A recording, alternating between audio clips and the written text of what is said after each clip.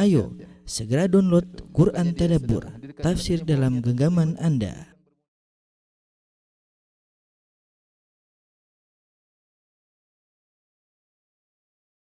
Bismillahirrahmanirrahim. Assalamualaikum warahmatullahi wabarakatuh. Alhamdulillahi ala ihsanih wa syukru lahu ala taufiqihi wa amtinani wa asyhadu an la ilaha illallah wahdahu la syarika lahu ta'ziman li sya'nih wa asyhadu anna Muhammadan abduhu wa rasuluhu da'ila ridwanih. Allahumma salli alaihi wa ala alihi wa ashabihi wa ikhwani. Para ikhwan dan akhwat, bapak dan ibu-ibu dari Pertamina yang dirahmati oleh Allah Subhanahu wa taala, sesungguhnya perhatian syariat kepada hati, perhatiannya sangat besar ya. Sampai-sampai dalam suatu hadis kata Nabi sallallahu alaihi wasallam, "Innallaha la yanzuru ila suwarikum wala ila ajsamikum walakin yanzur ila qulubikum wa a'malikum." Sungguhnya Allah tidak melihat kepada rupa kalian dan Allah tidak melihat kepada paras kalian, tetapi yang Allah lihat adalah hati kalian dan amalan kalian. Hati menjadi pusat perhatian. Jika baik suatu hati, maka baik pula yang lainnya. Kata Nabi sallallahu alaihi wasallam, "Inna fil jasadi mudghah, idza saluhat saluhal jasadu kulluhu, wa idza fasadat fasadal jasadu kullu, ala wa hiyal qalbu." Sungguhnya dalam jasad manusia ada segumpal daging. Jika dia baik, maka baik pula selainnya, dan jika dia buruk, maka buruk pula selainnya. Ketahuilah dia adalah qalbu. Kemudian juga dalam Al-Qur'an Allah Subhanahu wa taala menyampaikan tentang doa Nabi Ibrahim alaihissalam, di mana Nabi Ibrahim pernah berdoa, "Wala tukhzini yauma yub'atsun, yauma la yanfa'u malun wala banun illa man atallaha biqalbin salim." Di antara doa Nabi Ibrahim alaihissalam, beliau berdoa, "Ya Rabbku, jangan kau hinakan aku di hari di mana manusia dibangkitkan." Itu pada hari kiamat. Hari tersebut yauma la yanfa'u malun wala banun, hari yang di mana anak-anak tidak bermanfaat, harta tidak bermanfaat, illa man atallaha biqalbin salim, kecuali orang yang bertemu dengan Allah dengan membawa hati yang bersih ya. Allah Subhanahu wa taala juga berfirman, "Lan yanalallaha luhumuha wala dima'uha walakin yanalu taqwa minkum." Sungguhnya ketika kalian menyembelih hewan sembelihan, tidak sampai kepada Allah darahnya, tidak sampai kepada Allah dagingnya, tapi yang sampai adalah ketakwaan kalian kepada Allah. Takwaan tempatnya di hati. Oleh karenanya ketika Nabi sallallahu alaihi wasallam ditanya, "Ayyun nasi afdal ya Rasulullah?" Siapa orang yang paling afdal, orang yang paling terbaik? Kata Nabi sallallahu alaihi wasallam, "Kullu makhmumil qalbi sadiqil lisan." Saduqil lisan. Kata Nabi sallallahu alaihi wasallam, orang terbaik adalah makhmumil qalb, yaitu yang hatinya dibersihkan. Saduqil lisan, yang hatinya, yang lisannya jujur. Maka para sahabat bertanya, "Ya Rasulullah, saduqul lisan arafnahu." Yang lisannya jujur kami ngerti. Apa maksudnya makhmumul qalb? Yang hatinya dibersihkan. Kata Nabi sallallahu alaihi wasallam, "At-taqiyyun naqiyyu la ithma fihi wala baghyu wala al-hiqdu wala al-hasadu." Kata Nabi, yaitu orang hatinya bersih, tidak ada dosa dalam hati tersebut, tidak ada kezaliman, tidak ada kedengkian, ya tidak ada hasad, tidak ada kejengkelan, tidak ada hasad. Makhmumul qalb dalam bahasa Arab dikatakan khamamtul baita idza kanastuhu ya. Khamamtu artinya adalah jika aku mengkhamam rumah, maksudnya aku menyapu rumah. Sehingga makhmumul qalb artinya adalah seorang yang, ini adalah orang yang terbaik, adalah orang yang berusaha membersihkan penyakit-penyakit hati dari hatinya. Ya, penyakit-penyakit dari hatinya dia berusaha untuk membersihkannya. Berarti ada perjuangan, dan kita tahu namanya rumah, kita perlu menyapunya tiap hari. Karena debu selalu datang, kotoran selalu datang, sehingga seorang berusaha menyapu rumahnya setiap hari. Demikian juga hati. Hati ini didatangi oleh banyak perkara. Ya, datangi oleh banyak perkara. Dan para ulama mengatakan hati adalah wi'a. Qalbu itu adalah bejana, ya. Banyak hal yang bisa mengisi bejana tersebut. Dan saluran yang menyampaikan kepada bejana adalah lisan, adalah pandangan, adalah pendengaran. Apa yang kita lihat terbiaskan dalam hati. Apa yang kita dengarkan terbiaskan dalam hati. Apa yang sering kita ucapkan itu akan terngiang-ngiang dan terbiaskan dalam hati. Oleh karena kalau seorang melihat yang macam-macam, maka hatinya akan terkotori dengan macam-macam tersebut. Kalau seorang mendengar yang tidak benar, maka hatinya terkotori dengan yang tidak benar tersebut. Kalau orang ngomong yang tidak benar, hatinya terkotori. Lain halnya kalau dia melihat yang benar, mendengar yang lantunan Al-Qur'an, kemudian mendengar pengajian, ucapannya isinya lantunan Al-Qur'an, ucapan yang baik, maka hatinya menjadi menjadi bersih karena yang masuk ke dalam hati tersebut adalah perkara-perkara yang baik. Ini semua yang ingin saya sampaikan di muqaddimah pengajian kita adalah tentang pentingnya bersihnya hati. Makanya di antara doa Nabi sallallahu alaihi wasallam, waslul sakhimata qalbi. Artinya ya Allah, bersihkanlah atau cabutlah penyakit-penyakit hati dari hatiku. Waslul sakhimata qalbi. Kalau kita artikan secara bebas artinya ya Allah, cabutlah penyakit-penyakit hati dariku. Timbul pertanyaan, ya, apakah hati bisa sakit? Jawabannya iya. Hati bisa sakit. Ya. Allah Subhanahu wa taala berfirman, fi qulubihim maradun fazadahumullahu marada. Sungguhnya pada hati-hati mereka ada penyakit dan Allah tambahkan penyakit dalam hati mereka. Sebagaimana tubuh bisa sakit, hati juga bisa sakit. Ya. Namun biasanya kalau orang tubuh sakit mereka cepat sadar sehingga mereka segera berobat. Ya. Kepekaan terhadap penyakit tubuh itu dirasakan oleh hampir setiap kita. Tetapi kepekaan terhadap penyakit hati ini terkadang entah kita sadari atau tidak kita sadari, kita cuekin penyakit hati.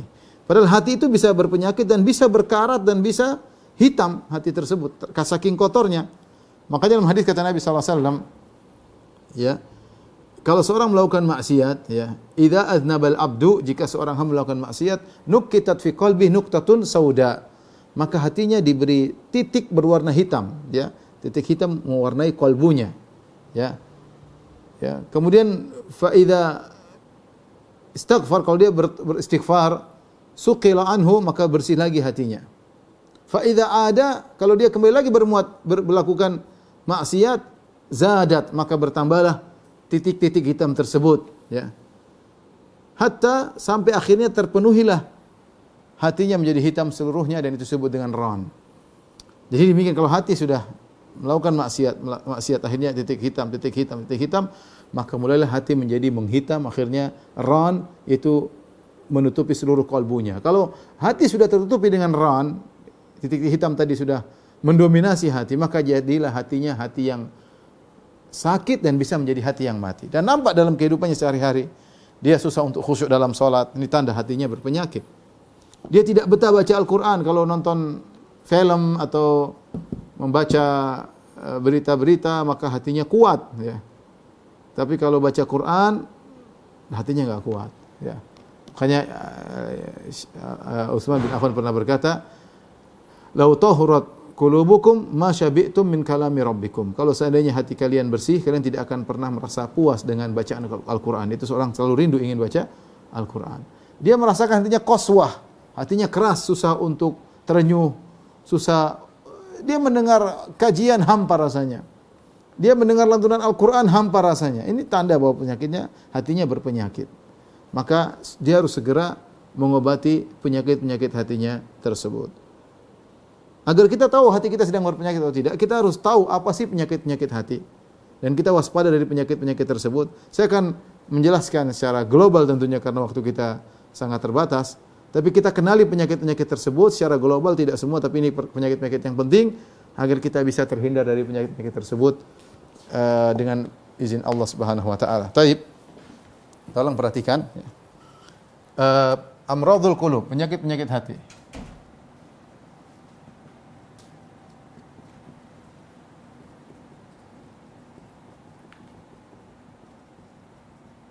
Penyakit-penyakit hati mungkin bisa kita klasifikasikan menjadi dua secara umum. Yang pertama yang merupakan kekufuran. Yang kedua adalah maksiat. Yang maksiat kita bisa lagi menjadi terbagi dua, yaitu yang dosa besar, kemudian dosa kecil, saghirah. Adapun yang menyebabkan kekufuran, kata para ulama, contohnya penyakit hati yang merupakan kekufuran, contohnya adalah syak, keraguan. Di antaranya an-nifaq, tentunya nifaq akbar. An-nifaq maksudnya nifaq al-akbar, kemunafikan. Ya. Kemunafikan, ya. Keraguan, kemunafikan. Ya, ini di antara hal-hal yang menunjukkan kekufuran. Ya, kemudian misal ilhad, ya. Ya, tidak percaya bukan hanya sekedar keraguan, bahkan tidak percaya ya misalnya. Kemudian yang maksiat yang merupakan dosa-dosa besar ya. Banyak yang ini harus kita waspadai, ini sering mungkin kita rasakan juga. Contohnya adalah al-hasad, hasad. Contohnya adalah al-ghil, dengki. Contohnya adalah al-kibr, sombong. Contohnya adalah al-fakhr.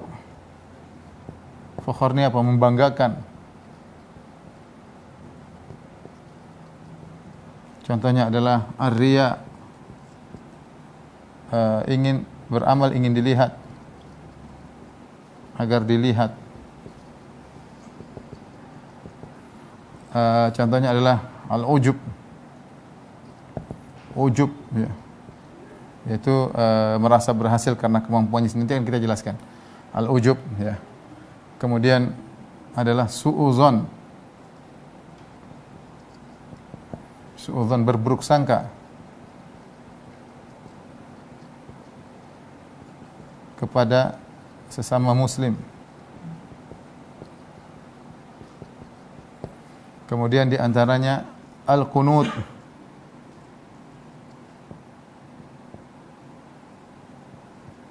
min rahmatillah, putus asa dari rahmat Allah. Kemudian al-amnu min makrillah, merasa aman dari makar Allah.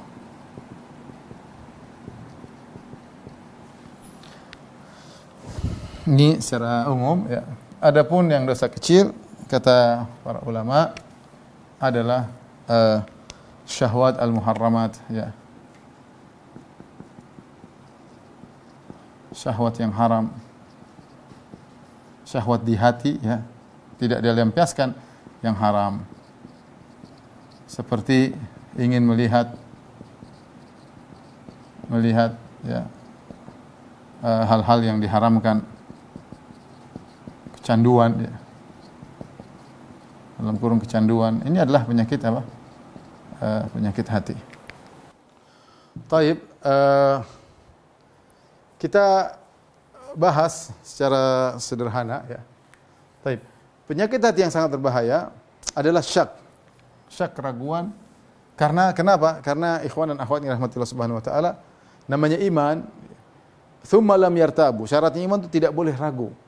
Ya, dan sekarang di zaman ini banyak orang yang masuk di dunia internet, kemudian baca ini, baca anu, dan dia dengar siapa yang ingin dia dengar. Dia dengar seorang ahli filsafat berbicara, dia dengar orang ateis berbicara, dia dengar orang kafir berbicara, dia ingin dengar perkataan pendeta, dia ingin dengar perkataan pastor, dia ingin mendengar perkataan ateis, sehingga bercampur aduk wawasan maklumat ya dalam benaknya, sehingga akhirnya timbul keraguan tentang Islam. Kalau dia sudah timbul keraguan tentang Islam, sungguhnya dia telah lepas dari Islam. Karena Islam itu akidah itu harus satu keyakinan. Tidak boleh ada keraguan. Maka ini kalau orang terkena penyakit syak, ragu tentang Tuhan, ragu tentang agamanya, ragu bahwasanya selain Islam itu sesat, ya, ragu kalau orang-orang kafir masuk neraka, dia baca Al-Quran, dia ragu, dia sudah terkena penyakit syak. Dan ini penyakit berbahaya karena dia harus membersihkan syubhat-syubhat dari hatinya. Dia perlu perjuangan. Betapa kita dengar menyedihkan sebagian kaum muslimin akhirnya terjerumus dalam ateisme. Ya. Kenapa? Karena diawal dari keraguan. Kemudian di antara ini penyakitnya, kesembuhannya kita harus ngaji tentang syubhat-syubhat ateis, apa bantahannya, dan saya punya pengajian khusus tentang masalah itu sehingga kita menghilangkan keraguan tersebut karena tidak bermanfaat kita bertemu dengan Allah dengan akidah yang ragu. Akidah itu keyakinan yang pasti. Tsumma lam yartabu, kata Allah. Kemudian mereka tidak ragu. Adapun jika mereka ragu, tidak bermanfaat akidah, dia goyang. Yang kedua nifak. Nifak yaitu kemunafikan. Dia KTP-nya Islam, ya, tapi dia benci dengan syariat Islam. Dia tidak suka orang berjilbab, dia tidak suka orang ke masjid, dia tidak suka kalau orang menegakkan syariat Islam. Dia merasa benci kalau ada orang yang bicara tentang syariat Islam. Dia tidak suka dengar pengajian. Ini namanya kemunafikan. Ini namanya kemunafikan. KTP-nya Islam, tapi hatinya benci dengan hal-hal yang berbau Islam. Islamophobia, enggak suka dengan Islam, enggak suka dia. KTP-nya Islam. Dia mau Islam dengan cara dia. Saya mau Islamnya begini. Islam kita liberal. Islam kita begini. Saya enggak mau Islam kayak model begitu. Loh, ini Islamnya Nabi SAW. Islamnya Al-Quran seperti ini. Ayatnya ada, hadisnya ada. Enggak, saya punya Islam model sendiri. Ini namanya kemunafikan. Dan ini mengeluarkan seorang dari Islam. Maka dia kalau punya penyakit ini, dia harus lawan. Caranya bagaimana? Nuntut ilmu. Nuntut ilmu dengan belajar, dia tahu bahwasanya apa yang dia yakini itu keliru. Islam adalah syariat terbaik. Dia harus mempelajari mahasinil Islam, tentang indahnya syariat Islam, agar dia yakin bahwasanya syariat Islam adalah yang terbaik, sehingga dia melepaskan simpul-simpul kemunafikan yang masih dalam hatinya. Yang ketiga, boleh kita bilang ilhad, atau gampangannya kita bilang syirik, misalnya ya, kesyirikan. Ya. Ini juga banyak kesyirikan, juga penyakit hati.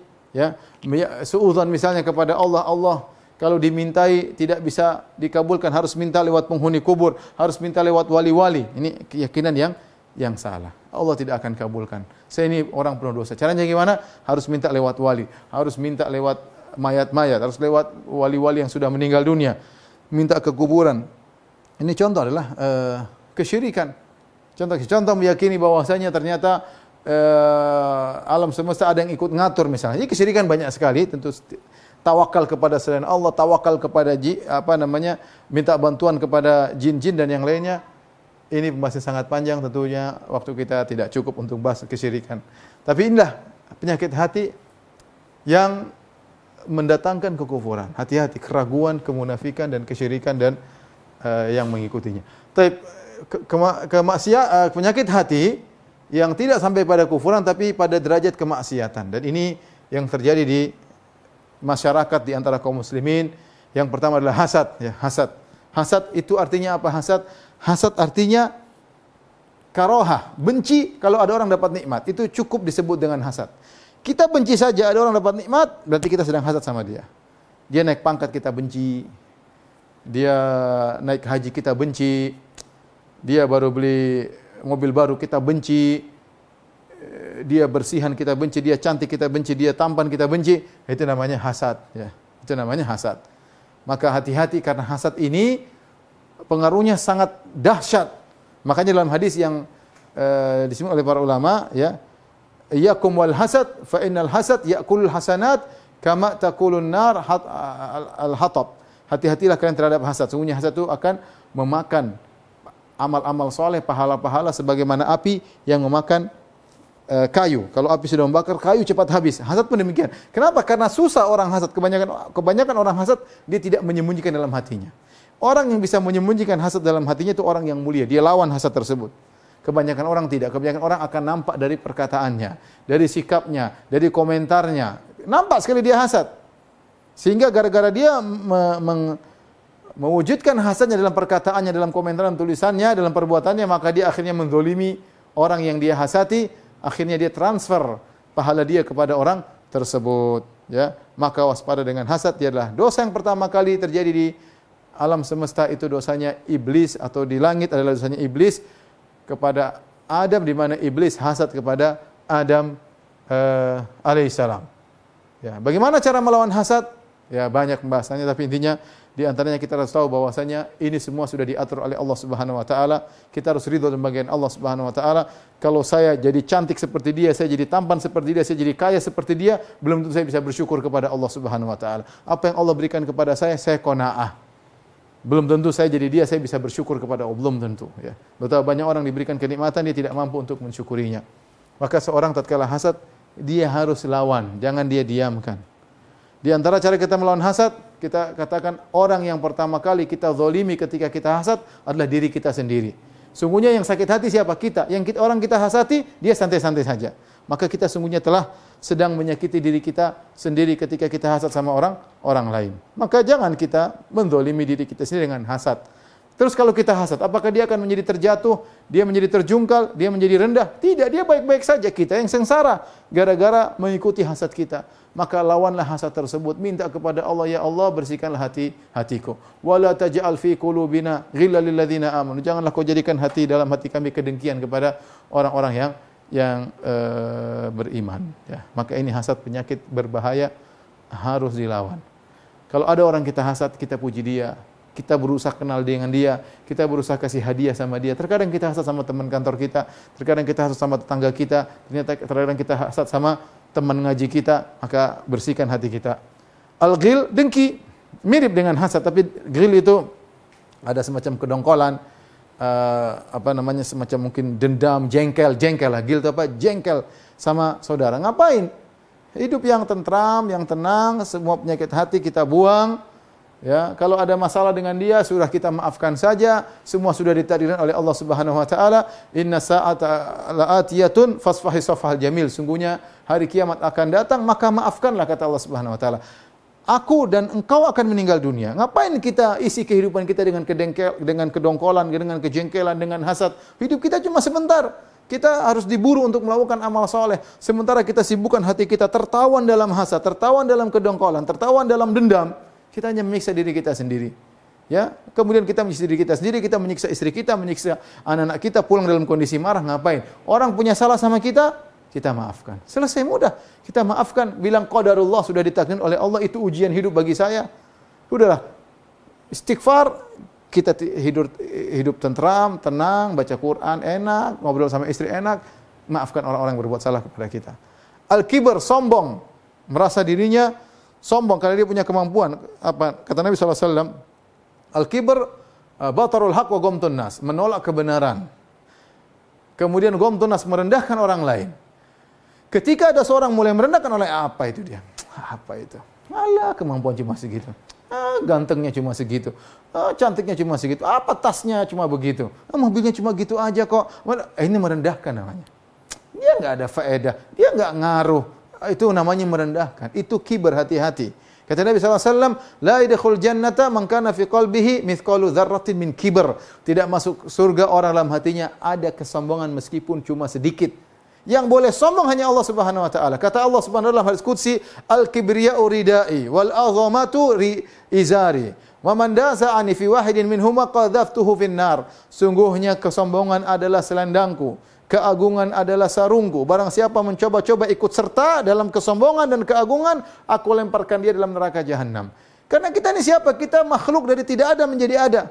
Ada seorang berkata kepada para ulama, ada seorang sombong berkata kepada seorang ulama, tahukah anda siapa aku? Kata ulama tersebut, saya tahu. Engkau adalah berasal dari air mani yang hina, yang keluar dari kemaluan. Yang keluar dari kemaluan. Kemudian sekarang dalam perutmu ada kotoran dalam perutmu. Kalau dibongkar ada kotorannya. Terus kalau kau mati akan menjadi bangkai yang busuk, itu hakikatmu. Itu hakikat kita semua. Ngapain kita sombong? Kecuali kalau ini semua kita miliki. Kita ini yang kasih kenikmatan semua Allah. Kalau Allah cabut kesehatan kita, mudah. Allah cabut kecerdasan kita, tiba-tiba dibenturkan kepala, mudah. Allah cabut nyawa kita, mudah. Allah bikin kita miskin, mudah. Sekarang zaman juga ada orang kaya raya, tiba-tiba pandemi, sampai jadi tadinya pedagang besar jadi pedagang kecil. Jadi tadinya pedagang besar jadi pedagang kaki lima. Ya, tadinya kaya raya necis, terkadang ditagih sama orang, hutangnya begitu banyak, berubah. Kalau Allah ingin mencabut kenikmatan dari kita sangat mudah, sangat mudah. Maka jangan pernah sombong dengan apa yang kita miliki, sombongan jasad kita. Ya, ada orang sombong dengan jasadnya, pakai baju ketat supaya kelihatan ototnya, tahu-tahu meninggal. Tahu-tahu kena serangan jantung, tahu-tahu kena kanker. Apa yang mau disombongkan? Sombong dengan apa? Dengan jasad, dengan kepintaran, dengan apa? Semua milik Allah, semua titipan yang Allah akan minta pertanggungjawaban. Maka kalau kita sadar semuanya dari Allah Subhanahu wa taala, maka jangan sombong. Apa nikmat yang Allah berikan kepada kita bukan untuk kita sombongkan, bukan untuk merendahkan orang lain. Ingat, kelebihan yang Allah berikan kepada kita bukan untuk merendahkan orang lain, tapi untuk kita bersyukur kepada Allah Subhanahu wa taala. Jika timbul kesombongan, lawan. Kita bilang semua ini milik Allah Subhanahu wa taala. Fakhr itu membanggakan tadi. Kita punya sesuatu, kita bangga depan orang. Pamer, kalau bahasa kita. Kita bangga. Fakhr, kalau kibar berkaitan dengan dirinya sendiri. Kalau fakhr dia pamerkan ke depan orang lain. Dia bangga, dia sebut-sebut, inilah nasab saya. Saya keturunan darah biru, saya begini, saya ini ya.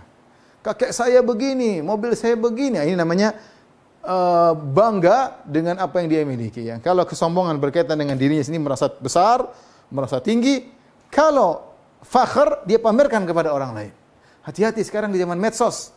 Betapa banyak orang bangga dengan sepedanya misalnya. Bangga dengan mobilnya, bangga dengan ininya, bangga dengan anunya, bangga dengan jamnya, bangga dengan tasnya. Dia menjadi merasa tinggi di hadapan Allah ketika dia bangga dengan tasnya, dengan jamnya branded ya. Dengan tasnya yang branded, tahu-tahu di hadapan Allah dia sangat rendah dan hina. Waliyadzubillah ya. Yang berikutnya riya. Riya ini penyakit berbahaya, beramal soleh untuk dilihat. Ya akhi, semua amal soleh yang kita kerjakan agar dilihat oleh orang tidak diterima oleh Allah Subhanahu wa taala. Yakin kalau Anda meninggal dunia, Anda masuk kuburan, tidak ada yang ikut Anda kecuali amal soleh atau amal buruk. Semua amal soleh yang Anda pernah kerjakan, Anda sedekah, Anda puasa, Anda haji, Anda umrah, berbakti sama orang tua, baik sama istri, salat di masjid, semua itu akan minggir. Yang menemani Anda untuk kebaikan cuma yang ikhlas. Coba yang diikhlas di antara amalan kita banyak, yang mana? Wallahu a'lam, kita enggak tahu. Saya pun dakwah setiap hari, saya tidak tahu ikhlas atau tidak. Ya. Kita ke masjid, kita ke sana, wallahu a'lam. Makanya seorang berusaha melawan riya. Kapan timbul riya dalam dirinya agar dipuji oleh orang? Dia katakan, siapa orang itu? Kenapa saya harap pujiannya? Dia manusia seperti saya, mungkin lebih rendah daripada saya. Dia tidak bisa membantu saya pada hari kiamat kelak. Makanya dikatakan kepada orang-orang yang riya pada hari kiamat, kata Allah Subhanahu wa taala, "Idhabu ilal ladzina kuntum turauna fid dunya." Kalian mau cari pahala, sana cari pahala sama orang-orang yang dahulu kalian minta perhatian dari mereka. Yang ingin dilihat, ingin pencitraan, ingin di-like, ingin di-follower. Sana cari pujian, cari pahala sama mereka. Hal tajiduna indahum jazaan? Apakah kalian akan mendapatkan pahala? Tentunya tidak ada. Maka jangan beribadah riya. Berusaha sembunyikan ibadah. Ya. Man istata'a minkum an yakuna lahu khabi'un min amalin salih falyaf'al. Barang siapa yang mampu punya amal soleh yang dia sembunyikan, lakukanlah. Usahakan mulai sekarang latih diri. Jangan share kebaikan yang kita lakukan. Kecuali dalam rangka motivasi. Kita berbuat baik sama orang tua, enggak usah cerita. Saya berbuat sama ibu saya, berbuat baik sama istri, enggak usah cerita. Saya umroh, saya haji, enggak usah cerita. Saya gini, enggak usah cerita. Cukup Allah yang tahu. Saya bantu masjid ini, enggak usah cerita. Cukup Allah yang tahu. Al-ujub. Apa bedanya ujub? Ujub adalah merasa keberhasilan adalah dari dirinya. Dia lupa dia merasa bahwasanya keberhasilan dia berkat kemampuannya. Seperti seorang yang merasa dia berhasil karena kecerdasannya. Benar, kecerdasan merupakan sebab, tetapi keberhasilannya dia tidak punya andil sama sekali. Kapan dia merasa punya andil dalam keberhasilannya, berarti dia telah menyamakan dirinya dengan Allah Subhanahu wa taala. Dia harus tahu, saya diberi kecerdasan oleh Allah Subhanahu wa taala. Saya dimudahkan oleh Allah. Keberhasilan semata-mata murni dari Allah. Saya hanya melakukan sebab. Akibat murni dari Allah Subhanahu wa taala. Kapan dia merasa saya kan berhasil karena saya cerdas, saya kan berhasil karena itu, berarti dia ujub. Dan ini dia menjadi orang hamba tidak bersyukur. Kenapa dia merasa dia punya andil? Ya akhi, betapa banyak orang lebih pintar daripada kita, mereka tidak memiliki harta seperti kita. Betapa banyak orang punya pengalaman lebih banyak daripada kita, mereka tidak memiliki harta seperti kita. Kalau seandainya kekayaan berbanding lurus dengan kecerdasan, maka semua orang cerdas kaya. Ternyata tidak. Bahkan ada orang yang lulus, yang nilainya tinggi, cum laude, mungkin otaknya, kepalanya sampai botak, saking pintarnya profesor. Ternyata kerjaannya mau haji saja susah. Ya, mau hajian enggak punya duit. Intinya, apapun keberhasilan kita, kita jangan ujub. Jangan, saya kalau ngisi pengajian yang hadir banyak, kenapa? Karena saya pandai berorasi. Enggak ada. Itu semua dari Allah Subhanahu wa taala. Jauhkan dari memuji diri sendiri. Sedikit pun jangan puji diri sendiri. Kalau Anda puji diri sendiri sedikit pun, berarti Anda ujub. Keberhasilan semuanya dari Allah Subhanahu wa taala. Oh, saya tuh begini, itu ujub sudah. Meskipun orang semua muji Anda, tapi di mata Allah Anda hina. Jangan sekali-sekali ujub, dan ujub penyakit hati. Suudzon, berburuk sangka kepada orang lain. Apa yang buat kita buruk sangka kepada orang lain? Asalnya buruk sangka adalah haram kecuali benar-benar ada karinah indikasi yang kuat. Ya, ijtanibu katsiran minadh-dhon, kata Allah, jauhilah kebanyakan dari persangkaan. Inna ba'dadh-dhoni itsm, sebagian persangkaan adalah dosa. Maka kita jauhi persangkaan. Kecuali benar-benar di depan mata kita, baru kita suudzon. Kalau enggak, kita jauhi. Ya. Iyyakum wadh-dhon, kata Nabi, hati-hatilah kalian dengan buruk sangka, fa inadh-dhonna akdzabul hadits, sesungguhnya buruk sangka adalah perkataan yang paling dusta. Kenapa buruk sangka merupakan perkataan yang paling dusta? Karena seorang ketika buruk sangka, dia merasa itu benar. Beda kalau dia dusta dia tahu itu salah. Tapi ketika dia buruk sangka, dia merasa itu benar, ternyata tidak benar. Betapa banyak kejadian orang tidak cross check ternyata salah. Dia tidak cross check sama istrinya, ternyata salah. Istrinya tidak cross check sama suaminya, ternyata salah persangkaannya. Salah sangka sama temannya. Budayakan, kita hidupkan budaya cross check, tabayun. Ada apa, kita cek langsung. Dan betapa banyak orang di sini, si A berbicara tentang singkong, sampai di C sudah jadi ya bubur ya. Padahal bicaranya singkong, ditambah-tambahin, tahu-tahu menjadi bubur singkong ya. Dan demikianlah, apalagi kita bicara tanah air. Ya, di tanah air berapa banyak cerita bergulir, apalagi kita ikut media, belum tentu benar, maka jauhilah prasangka buruk kepada saudara. Kita kalau berbaik sangka, meskipun salah kita dapat pahala. Perhatikan sini. Berbaik sangka sahabat kawan, ternyata salah, sangka kita salah, tapi kita dapat pahala karena kita disuruh berbaik sangka kepada saudara. Berikutnya al-qunut min rahmatillah, putus asa rahmat Allah Subhanahu wa taala. Mungkin terkena musibah, mungkin terkena bencana, problem yang bertumpuk-tumpuk, kemudian dia putus asa, kayaknya Allah tidak sayang sama saya, Allah tidak akan menolong saya. Ini dosa besar. La taqnatu min rahmatillah. Jangan putus asa rahmat Allah Subhanahu wa taala. Wa la tayasu min rauhillah. Jangan putus asa rahmat Allah. Innahu la yayasu min rauhillah illa al-qaumul kafirun. Sungguhnya tidak ada yang putus asa dari rahmat Allah kecuali orang-orang yang kafir. Maka ketika timbul putus asa, kita lawan. Allah sayang kepada saya. Allah ciptakan saya, berarti Allah sayang kepada saya. Tinggal prosedur saya harus saya perbaiki. Saya harus taat, beribadah kepada Allah. Saya minta kepada Tuhan penguasa alam semesta ini. Kenapa saya buruk sangka kepada Allah? Kenapa saya putus asa rahmat Allah? Jangan. Apapun yang terjadi, kita punya Tuhan, kita punya Allah. Allah menciptakan Anda, berarti Allah sayang sama Anda. Husnudzon kepada Allah Subhanahu wa taala. Jangan buruk sangka. Tinggal kita harus ikut prosedur. Prosedurnya apa? Allah suruh apa ini? Kerjain. Allah suruh bertakwa, Allah suruh salat, kerjain. Taib sebaliknya al-amnu min makrillah, di antara dosa besar adalah al-amnu, merasa aman. Melakukan maksiat, merasa enggak lah, Allah tidak, riba mau ini mau anu, tenang, mau zina mau apa, tenang, Allah tidak kasih adab. Banyak orang kafir juga Allah tidak kasih adab. Merasa aman dari hukuman Allah Subhanahu wa taala. Merasa aman dari hukuman Allah ini penyakit hati dan merupakan dosa besar. Oleh karena seorang dia harus takut di antara khauf dan raja. Jangan sampai dia merasa aman, dia melakukan maksiat karena selalu lolos istidraj. Allah kasih dia lolos, dia bohong ini, lolos, korupsi ini, lolos terus. Tahu-tahu kejungkel ke neraka yang dasar, mengerikan. Wal iyadzu billah. Inilah penyakit hati yang merupakan dosa-dosa besar yang sering terjadi di masyarakat. Yang berikutnya syahwatul muharramah. Ini juga penyakit yang sangat berbahaya di zaman sekarang. Kita tidak katakan dia dosa besar, tapi kalau semakin banyak dia menjadi dosa besar. Kata para ulama, la saghirata ma'al israr. Tidak ada dosa kecil kalau terus-menerus. Ini contoh misalnya syahwat pandangan. Zaman sekarang terfitnah dengan internet, melihat hal-hal yang haram, film-film yang tidak benar. Kecanduan, pengen lihat terus. Akhirnya yang halal menjadi tidak berlezat bagi dia. Dilihat istrinya tidak ada nikmatnya. Dia ingin melihat yang haram. Ini menimpa sebagian orang. Maka caranya bagaimana? Dia minta kepada Allah, menangis agar hatinya dibersihkan. Dia harus melawan. Namanya candu harus ditinggalkan.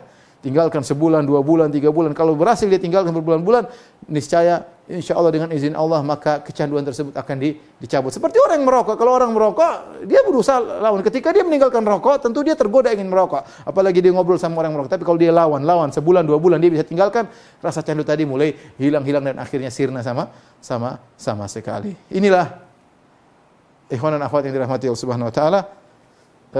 Tidak terasa waktu sudah lewat ya. Semoga yang sedikit ini bermanfaat dan semoga Allah menjauhkan kita dari penyakit-penyakit hati. Kalau kita terkena penyakit hati, segera kita memperbaiki. Jangan kita biarkan penyakit hati yang merongrong di hati kita. Karena yang jadi patokan bagi Allah terutama adalah hati seseorang.